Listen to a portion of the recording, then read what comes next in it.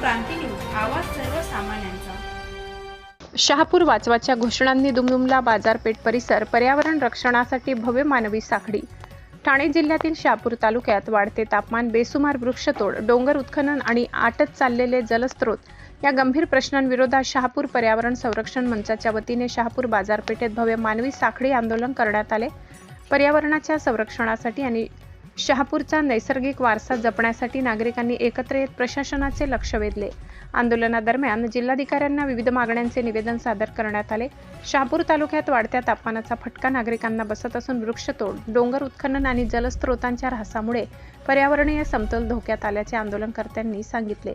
मुंबई-आग्रा महामार्ग, शहापूर मुरबाड खोपोली मार्ग तसेच समृद्धी महामार्गाच्या कामासाठी हजारो जुनी झाडे तोडण्यात आल्याचा आरोप यावेळी करण्यात आला।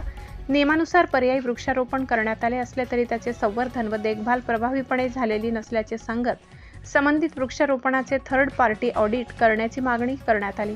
दरवर्षी लागणाऱ्या वनव्यामुळे जैवविविधतेचे मोठे नुकसान होत असल्याचे नमूद करून वन विभागाला आधुनिक साधनसामुग्री उपलब्ध करून देणे तसेच स्थानिक तरुणांना वनरक्षक म्हणून रोजगार उपलब्ध करून देण्याची मागणी आंदोलनकर्त्यांनी केली। तसेच बेसुमार डोंगर उत्खननावर तातडीने बंदी घालावी, नद्या नाल्यांचे पुनरुज्जीवन करावे, जलस्रोतांचे संवर्धन करावे आणि देशी वृक्षांच्या लागवडीची सक्ती करावी अशा मागण्याही यावेळी करण्यात आल्या। शहापूरचा निसर्ग वाचविण्यासाठी प्रशासनाने केवळ बैठका न घेता तातडीने ठोस आणि प्रभावी निर्णय घ्यावेत अशी भूमिका शहापूर पर्यावरण संरक्षण मंच आणि नागरिकांनी व्यक्त केली।